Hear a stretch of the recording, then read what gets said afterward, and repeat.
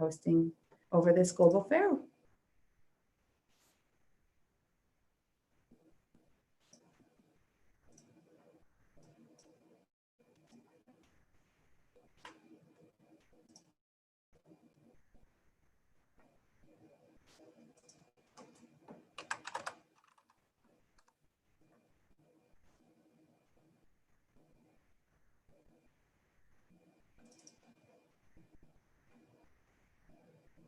We'll just give a couple more minutes. We already have 29 attendees, so welcome, 30 and climbing.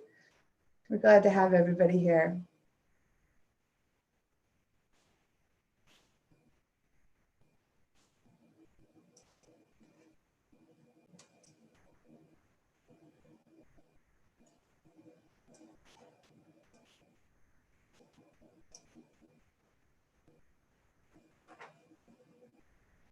Okay, I'll just mention how this is going to work. This is a webinar presentation format. So you'll see at the bottom that you have an opportunity to click on the Q&A. You can type any of your questions that you have for the faculty directors here in that box, and we'll make sure as a staff to read those back to the directors and have time to talk. Our directors today have a few short remarks about their sites, and then we'll dive into Q&A after that. And just a reminder that this is being recorded and posted to YouTube. So before we get into the remarks, I would just like to show you who's here. So here we have our directors from half of our European destinations. We are so saturated with Europe programs, which is a good thing, that we did divide these into two sessions. There'll be another session next week. Today, if we want to just give a wave from directors, we have the directors of the Berlin Project Center, Professor Dan DeMassa, Catherine Fu, and Stefan Sturm. We have the director of the Copenhagen, Denmark Project Center, Professor Peter Hansen. The director of the London Project Center, Professor Dominic Golding, and the Lyon Project Center in France, Professor Fabienne Miller. The director of the Reykjavik, Iceland Project Center, Professor Ernst Kulich, and the Worcester, UK Project Center, north of London, Professor Rob Kruger, and the director of the Zurich, Switzerland Project Center, Professor Nancy Burnham. So we're glad to have them, and we will get kicked off here. If I can just show one last slide. As a reminder, if this is your first Global Fair experience, we're glad to have you here. There are a couple links that we encourage you to bookmark now. The first being the Global Fair schedule for the rest of the 2 weeks, which is plus Global Fair 2020. The second being the off-campus IQP information page, which is plus off-campus IQP. That is literally where to start. That is a good resource to know what we've already put out there in terms of videos and information about the application process, dates and deadlines, et cetera. And then of course, e-projects, which hopefully you've been looking at, and where you can find details about each of these centers and more details about the programs. So we'll begin with our Berlin Project Center. Hi everyone, I'm one of the co-directors. My name is Dan DeMassa. I teach German in the Department of Humanities and Arts. Hi everyone, I'm Catherine Fu, and I teach in the Global School with also an appointment in Social Science and Policy Studies. And I'll pass it off to Stefan. Yeah, I'm Stefan Sturm, and I'm teaching math, and yeah, I'm one of the co-directors of the Berlin Project Center. The Berlin Project Center is one of the newer centers in Europe. It started as an ISRP 2 years ago, sending a full cohort remotely this last spring. In Berlin, the students stay in a very central location in service departments with very close proximity to different restaurants and places to go out, and have very good access to public transit around the city. In general, the projects that our students work on fall under two themes. One of them focuses on citizen science and urban ecology. And those students work with some different research institutes around the city focusing on those themes. And the other falls under refugee services, and students work with NGOs working on refugee issues. I will mention that for our project center, in addition to the preparatory course ID 2050, which is normally held in C term before sending students in D term, we do hold a 1/6 credit film series in B term. It takes place Wednesday night, and students get together to watch a series of films to learn about the history and culture of Berlin. Stefan and Dan, do you have any other comments you'd like to add? No, I think you made a great job, and we can leave the rest to the questions.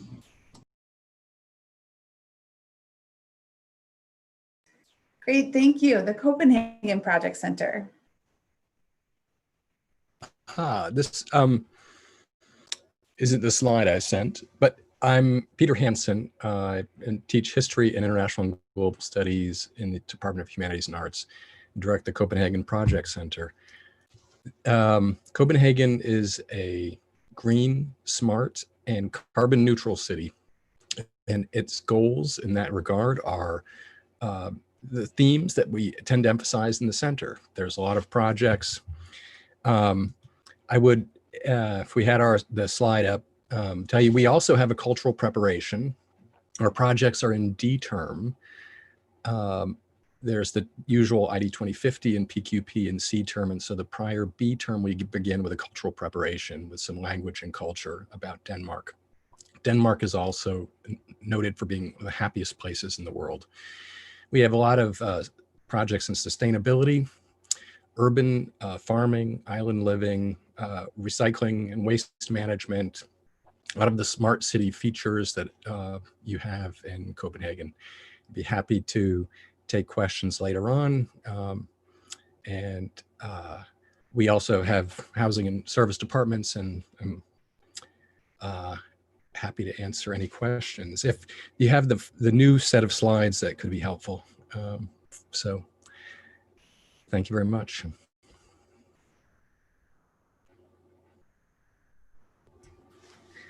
I'm really sorry about that, Professor Hansen. I'm just having a little technical difficulty, but I will pull up the new slide, and maybe the next time we have a chance for Q&A, we can show that slide as well. Apologies for that. Goodness. Sorry, everybody. Bear with me for a second. We've got just a little technical difficulty here. I can stall Okay. for you by talking about Panama. Let's go on to London. Are we seeing the London Project Center slide now? Yes, great. Thank you, everybody. Professor Golding.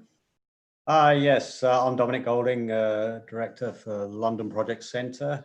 We run projects in C, D, and E terms. I'm not going to go into a lot of details about the centre, where we live and so forth, because that's already posted on E projects. It's also available at the London Project Centre website. The landing page is here, and the URL is at the bottom, so you can access more information there. The London Project Centre has been running since the early 1980s. Since then, we've done approximately 500 projects with more than 1,500 students and 100 organisations. If you can pull up the next slide.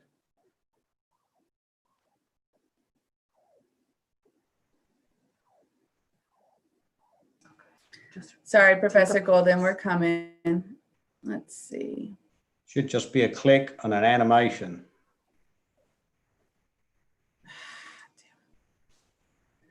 Sorry, everybody, we're coming. Let me just pause here and I will reshare my screen.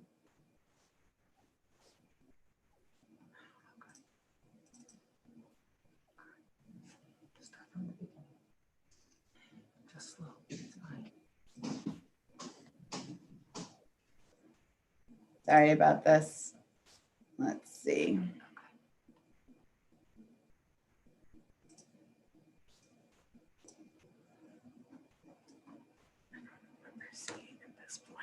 Damn it.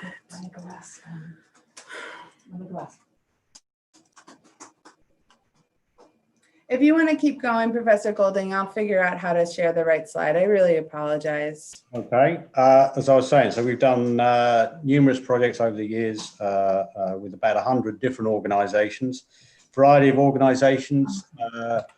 We've done a lot of projects with local government.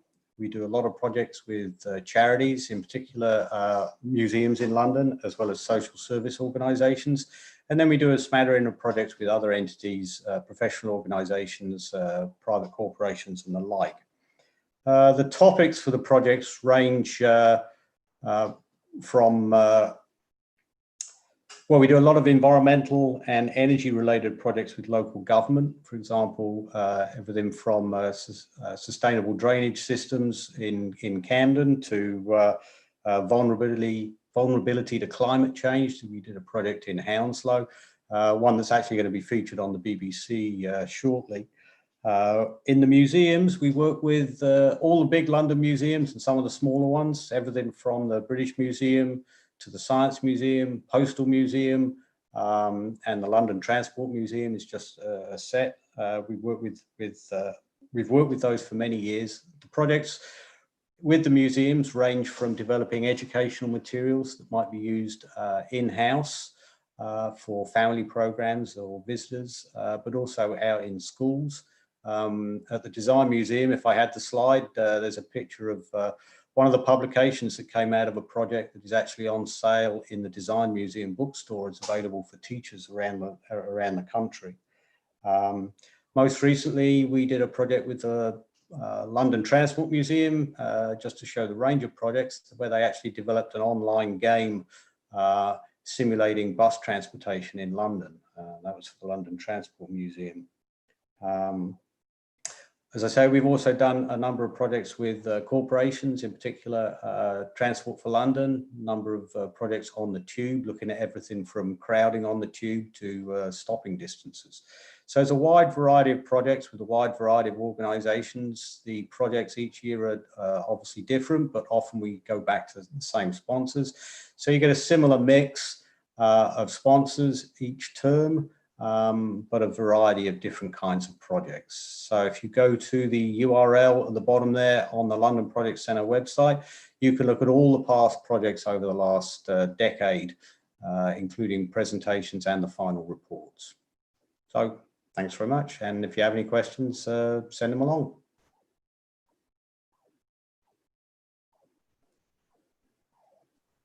Thank you so much. We'll go on to Lyon, France.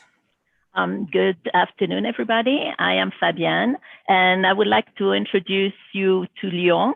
Lyon is a fairly new project center. The first time we were on the ground was in 2019, and we worked remotely. It is a summer IQP, and it is based on the values of the city. Lyon is not Paris, but that's great news. Lyon is an innovative city, cares about the environment, and cares about the people who live there. So the projects we have in Lyon really embrace the values of the city. And that's why we focus on two different areas. One is sustainable development, and the other one is entrepreneurship, primarily social entrepreneurship. The projects take place, so it looks like we're getting back in sync here. The projects take place in the summer. So it is an e-term project with preparation 2 terms right before that. I already talked about what the city is about, but I would like to highlight, since I have a little bit more time here, what life is like in Lyon. Lyon is a human-sized city that offers great food and also a great environment to work in. It's also easily accessible.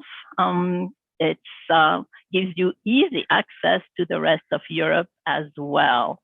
It looks like the presentation got stuck a little bit, but in closing, I would like to mention that Lyon is the gastronomy capital of France. That means that there are a lot of great foods. Anything that you could be interested in, you'll be able to find in Lyon. Here you see slide pictures of the projects that we did the first year. And as I mentioned, our focus is on sustainable development and social entrepreneurship. One last point, speaking French is great if you can do it, but it's not required. Great, thank you so much. And we'll go on to Iceland. Okay, my name is Aaron Sekulic. I'm in civil and environmental engineering, but I run the Iceland Project Center because I have been all over the world. I have been hither, I have been yon, I have been forward, backwards, and Iceland is one of my favorite places. It's only a 3-year-old center. We started with 3 teams in a rural fishing village. And then last year we moved the 6 teams to Reykjavik. I'm sure a lot of you have heard about Iceland, all of the tourist things, the great nature, all of that. Reykjavik is also a very modern, very interesting city. There's a lot about Icelandic culture that I just find fascinating. You might not be aware that until 2008, the US military occupied Iceland as part of forcing it to be in NATO. So everybody speaks English in Iceland. We have done projects with some museums and cultural houses. We've done projects with the National Bus Company, Strætó, and we've done a number of projects with the City of Reykjavik municipality. I've put a lot of I've put a lot of effort into making a very nice website, so I hope you will visit there. All of that information can be found there. It's an A-term center.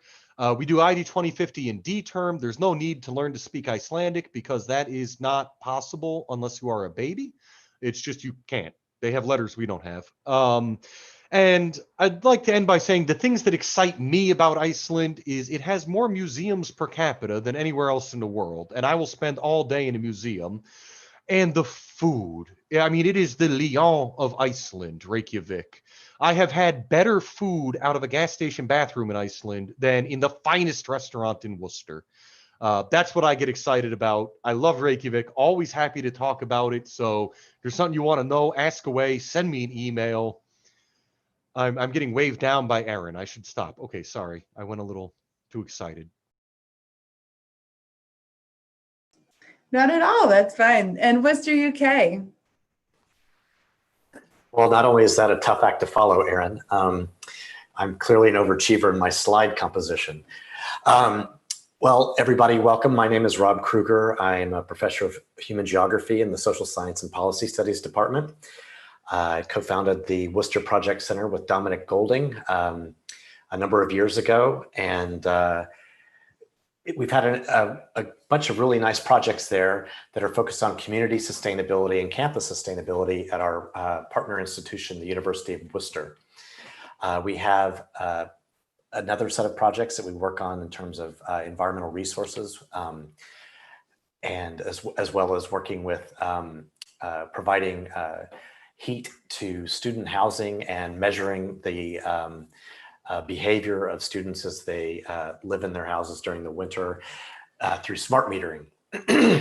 We have a group of highly engaged local sponsors, including several at the university, from Worcester Bosch and other organizations. We have internationally recognized projects. We've won a Green Gown Award, which is a UK project, and award, as well as a Green Apple Award, which is an international award. Worcester is a medium-sized medieval era city. In fact, some of the earliest games of football, we call it soccer, were played near Worcester with the severed heads of people coming from Peter's Project Center. It's a walkable city. It doesn't require public transportation. You can get from one side to the other in 20-25 minutes tops. You're going to be living on a college campus with your own private room in a larger sort of suite with other people with common spaces, which are being monitored closely for COVID. I can assure you, I just spoke to them. Day trips are easy to the Cotswolds, which is a historic area of natural beauty in the UK, as well as the Malvern Hills, which you'll drink probably lots of Malvern water, whether you have it in bottled water or beer.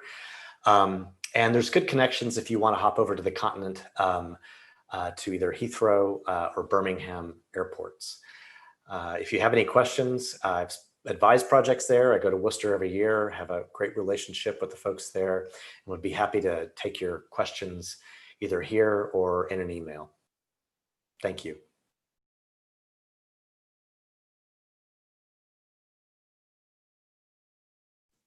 Thank you so much in the Switzerland Project Center. All right. Hi, everyone. I'm Professor Burnham. I study nanomaterials in the physics department, but I'm also honored and privileged to be the director of the Switzerland Project Center. And we have a variety of projects, languages, cultural experiences. It's right in the center of Europe. It's a clean, safe, well-organized country. It's both urban and rural. It's got great culture. Of course, it's got the mountains. Before you click, Aaron, I will mention that we mostly do IQPs. There are a few MQPs provided by both myself and colleagues. Please see the eProjects page for details on those opportunities. We send the IQPs over, in non-COVID years at least, in A term with the PQP and ID 2050 in D term. So I invite you to think of yourself next year as one of these two people enjoying the high Alps.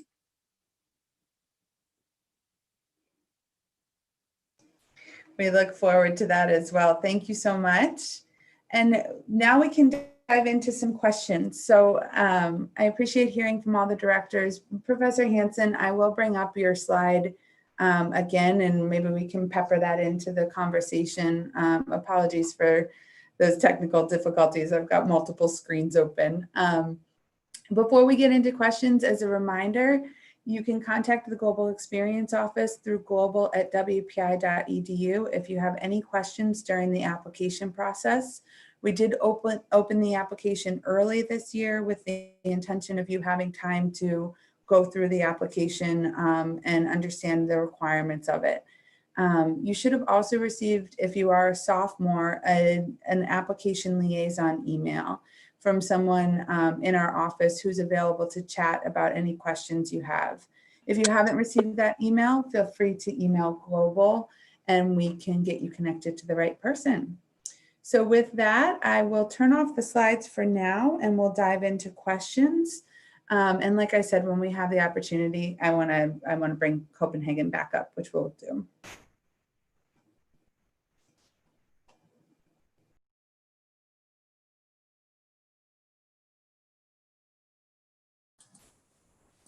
Okay, first question here. Do we know if E-term IQP will be remote or in person?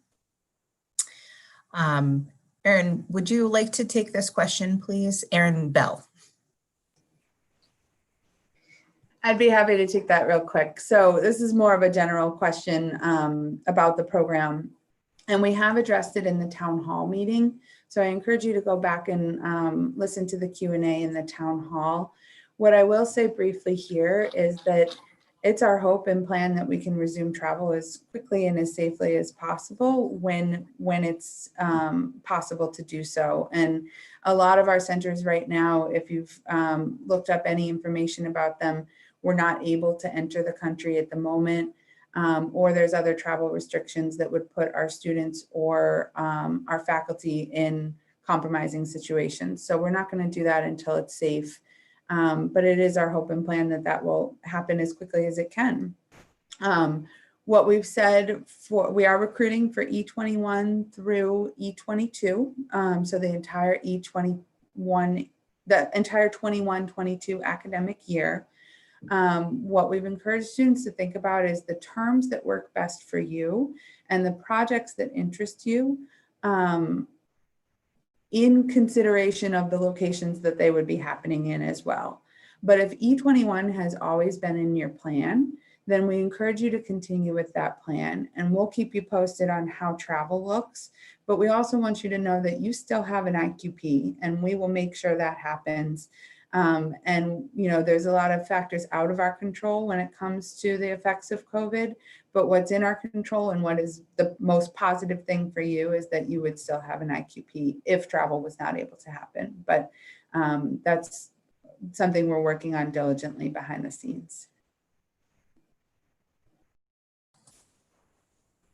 Thank you for that. Are there other questions from the students that are out there?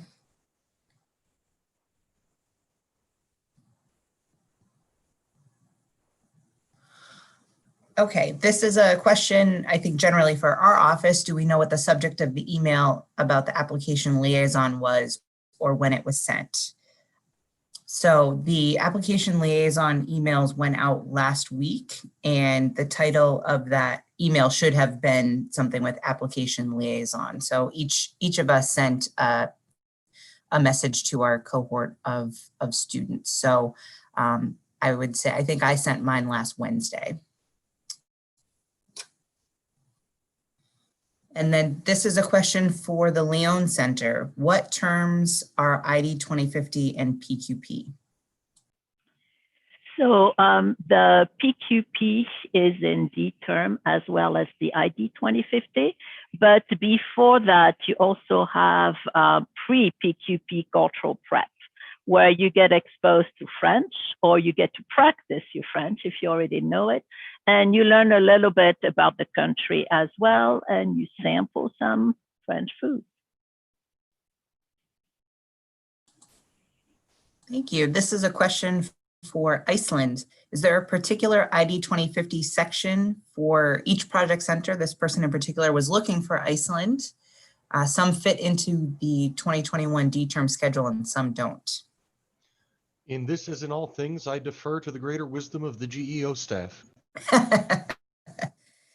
So I can take this one. We will register students for ID 2050. ID 2050 happens on Monday and Thursday nights at 6:30 p.m. And for Berlin, the e-project page mentioned conversational German as an aspect of the project center. Is this a requirement, or can you get by without it? I'm happy to take that if that's okay. It's not necessary to have German in Berlin. Certainly, the partner institutions that you work with will speak English, but there is some, we see value in having some students who have some German. And so if you've taken German classes at WPI or in high school, we regard that as an asset. I don't know if Catherine or Stefan would like to add anything to that. Well, I would say we like to have in the whole team some people who have conversational German, but we have usually 24 people for Berlin. And I think we would like to have something like 4 to 6 people who speak reasonable German, which gives place to something like 18 to 20 people who don't speak German at all. So you don't have to worry about it. But of course, if you can some, this is definitely helpful. Thank you. For Switzerland, what are the projects centered around at the Switzerland Center?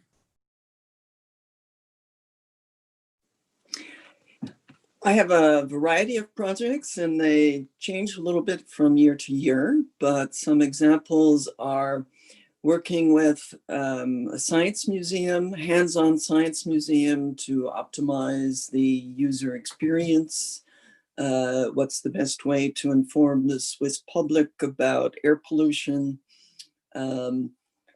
What about fears about artificial intelligence?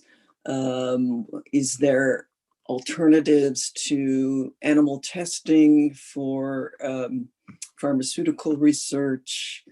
So there's no particular theme. And I think of that as an advantage because when you go over there and yes, you have your own projects, but you're also hearing about 5 other projects. So you get a very big exposure to all sorts of different ideas and activities. There is a project search function in the library website where you can type in keywords, you can type in Switzerland for the project center, and you can see a list of all of the IQP reports, and that gives you a very detailed look at what we've done. And that does not necessarily mean those particular projects will be extended.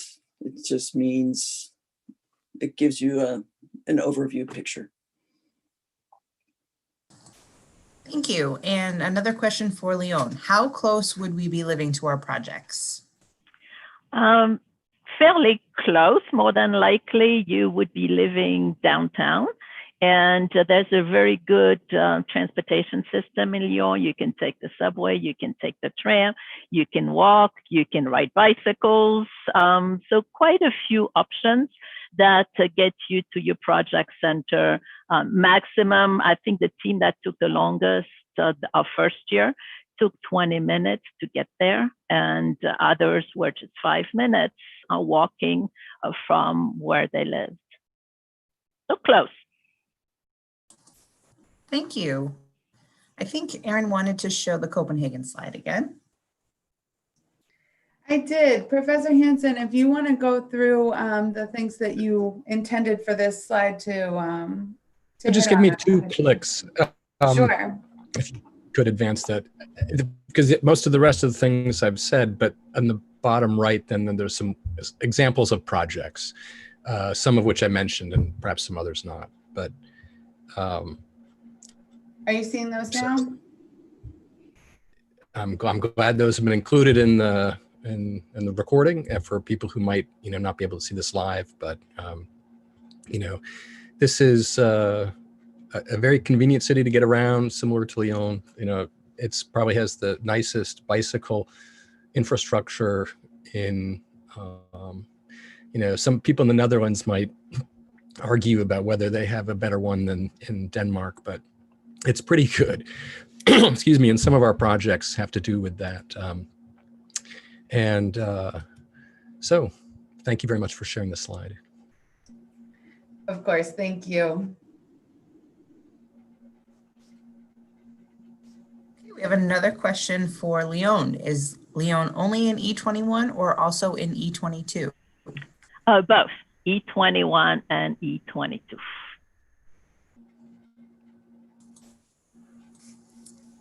Thank you. Yes, we are recruiting for all E22 projects as well in this application cycle.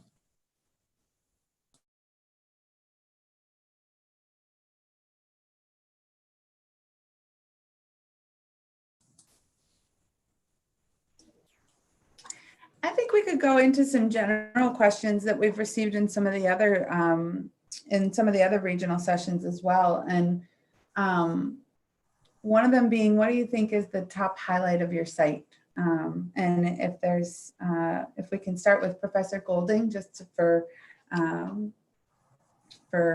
ease of going around the room, what would you say your top highlight of London is? I think the highlight of the London Project Centre is being in London. It's a pretty great city. And how about in Iceland? So I have been all over the world, and Iceland is the only place I've ever been where, as an American, people just leave you alone. You get off the airplane, you can go to the museum, you can go hiking, you can go out and have something to eat, and there's not some jerk on every corner. My friend, come buy this doodad.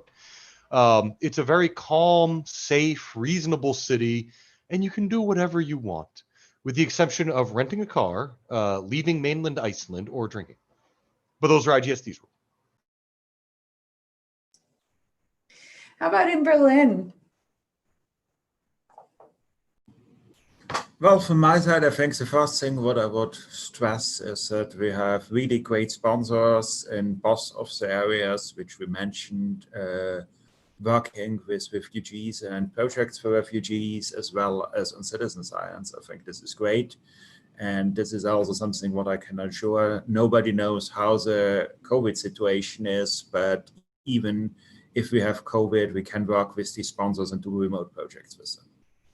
And second, I think if you are looking for a large international city, which is maybe a little bit more out of your comfort zones than London, where everybody speaks English, but not so exotic than many other places, I think Berlin is a great place to go. Dan, can you add some?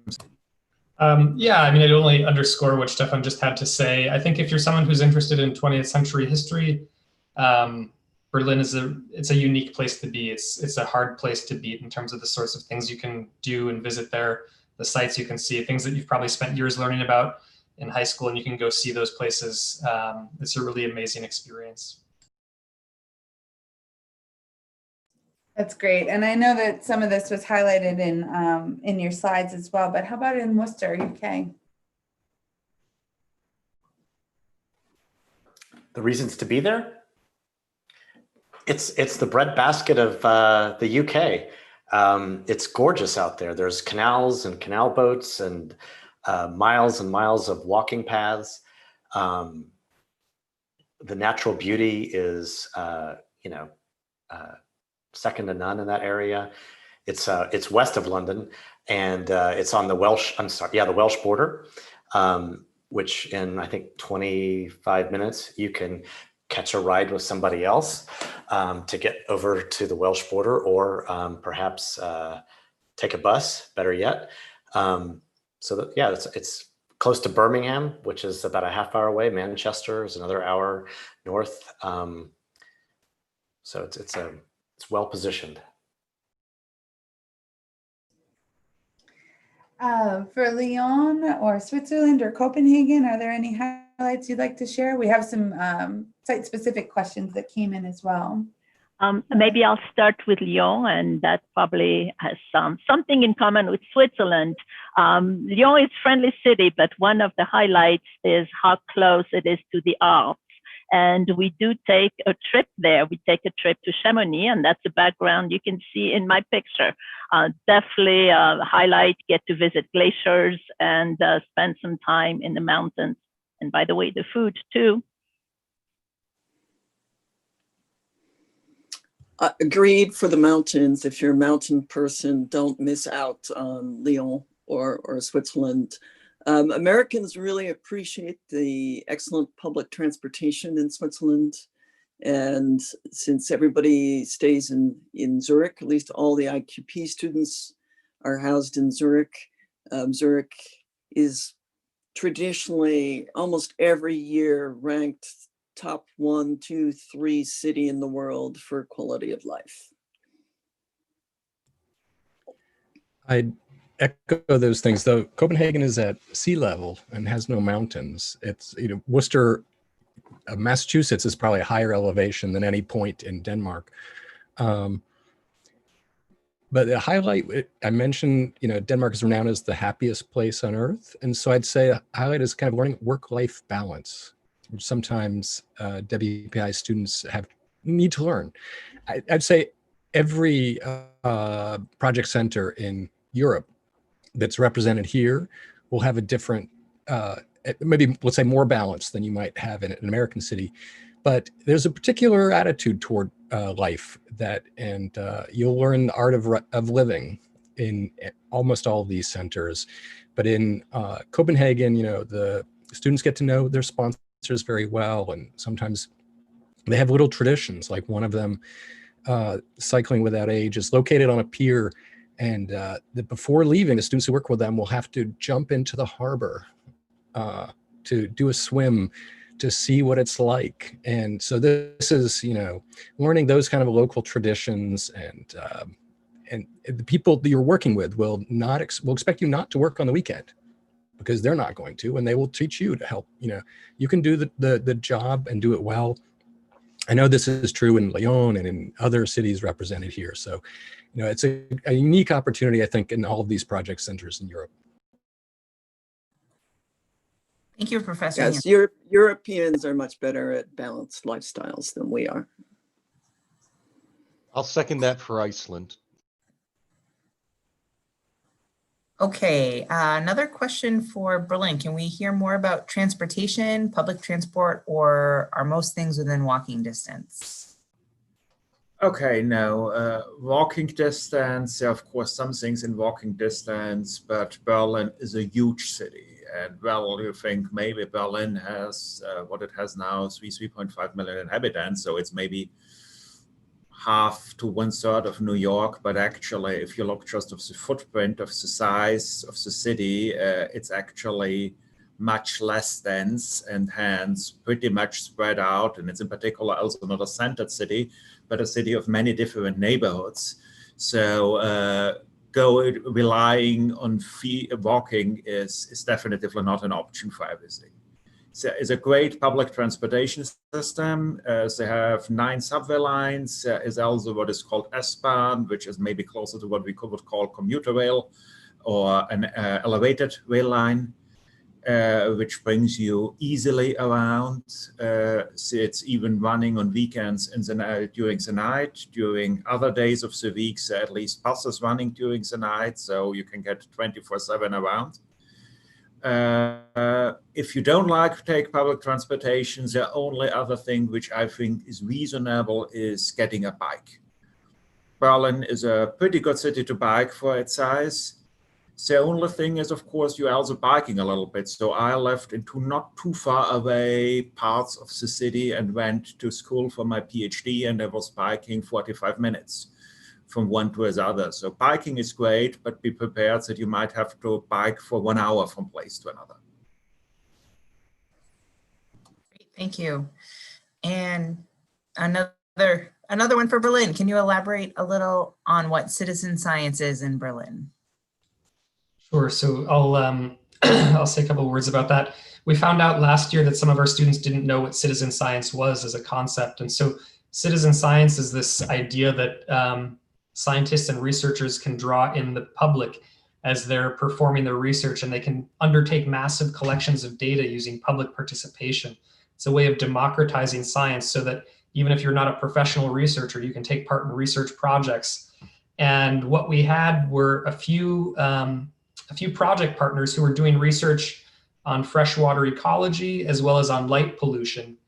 And so to give you an example, we had some student teams who were working with researchers on light pollution, and their project dealt with measuring different types of light that existed in different cities. And so our students obviously didn't travel because of COVID, but they took measurements of light systems in American cities where they lived. And then some of the projects had to do with how they could involve other citizen scientists around Berlin, what kinds of marketing they could do to draw people in, what kinds of methods these researchers could take to diversify their citizen science teams. So that's a brief intro to citizen science and what our students were doing there. But yeah, there are any number of these projects around the world. And I even, on my phone, there's an app that I use called iNaturalist, which if I go hiking, I use iNaturalist to identify wildlife or plants that I don't know. And this is a citizen science project that, I don't conceive of myself as a citizen scientist. It's not why I'm doing it. I find it handy to find out identifications of these things, but it contributes to a larger research project. Great, thank you. Another question, and this is more of a general question, but how do you establish project center teams? And I think I'm going to call on Professor Golding. How do you assemble the teams once students are selected for the project center? Well, I can speak for how I do it in both the Nantucket and London project centres, and most other people do it a similar way, although they'll have variations. So once we know the slate of projects, and typically it's a set of 6 projects for 24 students, I would advertise that to the students. I'd send them a set of descriptions, typically for 6 projects. Each project would have a 1-page description of what the project's about. That would be in large part written by the project sponsor, saying what kinds of data they want the students to collect, what the nature of the problem is, have some suggestions about how they might collect those data. I would share those project descriptions with the class some weeks or days prior to the beginning of ID 2050, and then solicit student preferences. Which projects are they interested in, and why? We also solicit other information, such as people you want to work with, people you don't want to work with, particular skills that you have that you think might be appropriate to that project. And we try and then select teams based on student interest, but also matching skills and other concerns that there might be, to have balanced teams, so that we try and mix people up in terms of their major, so that we don't have all the same major working on a project. The idea is that the project should be interdisciplinary and draw on the different strengths and weaknesses that students have in particular areas, so that you each learn from each other and approach a problem in a coordinated effort. So that's pretty much how we select teams. Thank you very much. And another question, what are you looking for in candidates? Professor Hansen, will you take this question, please? Okay. Well, I'd say first, you're applying to the global programs. You know, you're not applying to us, to any one of us in particular, but the whole application process does involve a set of sorting in which we express some preference for the kinds of qualities we hope to see in the students, and you express your kinds of preferences for the sorts of experiences you're looking to have. And then this magic matching process brings them together. So I can speak for Copenhagen that, you know, we don't select the students, but I do like students who are strong academically, who've been involved in extracurricular activities, who might be student leaders, those things, and experience with doing work in a team. You know, there's, beyond that, we don't really select, but we express these sort of interest in the kinds of qualities that people have. But it's, you will do well in any of you have a great experience in any of these project centers. And so it's just a matter of how those factors come together in this matching process. So it's the kind of qualities that really will help you succeed when you apply for a summer internship or apply for a job. You know, this is a real world experience. And so you're not just looking for some students who've got the best grades. You're looking for people who are able to contribute to working on a team and the kinds of open-ended problems and projects that we have. Thank you very much. And Professor Sekulic wanted to add something else to that answer as well. So I just want to mention, one, Peter is definitely correct to stress that you're not applying to us specifically. You're applying to the overall program. Me personally, I am on the other end of the spectrum. There's only one thing I care about, which is enthusiasm. I have had some great big dummies with no experience and terrible GPAs do beautiful work because for whatever reason, they were amped to do the project. And I've had some students with real beautiful resumes do bubkiss when they're on site. For my opinion, and we all have our own opinions, me, it's enthusiasm, and that's the only thing I care about. Thank you. Are there any other questions from the audience? Which project center is your favorite? Mine. I meant Candace, but also you can answer. I can't choose a favorite because I haven't been to any project centers.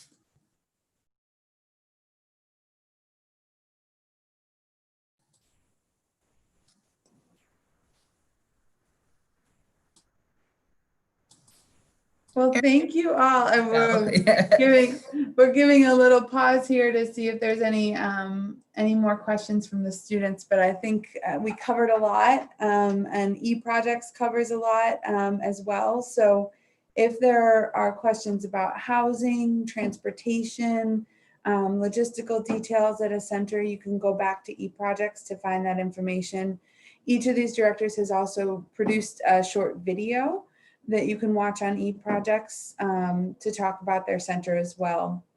Today was the goal of it to be a highlight of what is included on that information. And we got one more question in, so we'll squeeze it in these last 4 minutes, or 8 minutes, I should say. But I'll before we get into that question, I'll just thank everybody for being here. Thank our directors as well. And we really appreciate your time. So let's take that last question and then we'll close out. Last question, can you do multiple IQPs if there is room in your schedule?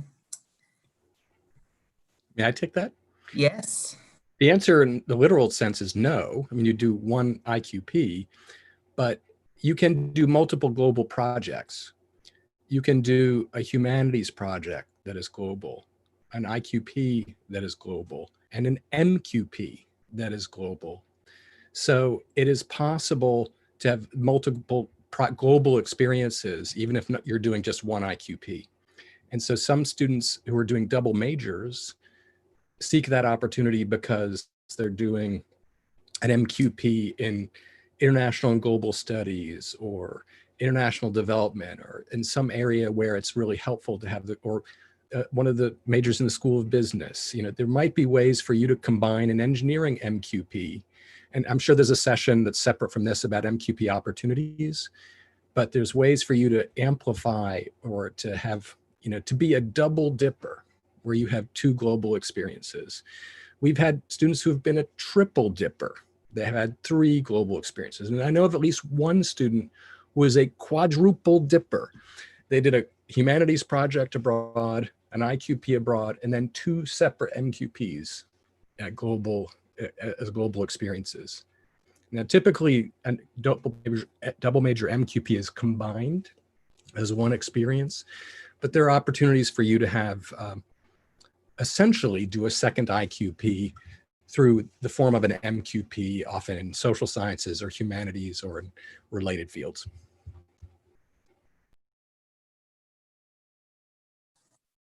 Thank you so much. Okay, I think that is it. Erin Bell? That's great. We, like I said, really appreciate the time of our directors. We hope that presenting this format gave you a little bit more info into these locations, and given our current restrictions, you have a chance to meet face-to-face as much as possible. So thank you for the students. We encourage you to attend our other sessions throughout the Global Fair Week. And for our directors, have a great week, and we really appreciate your time.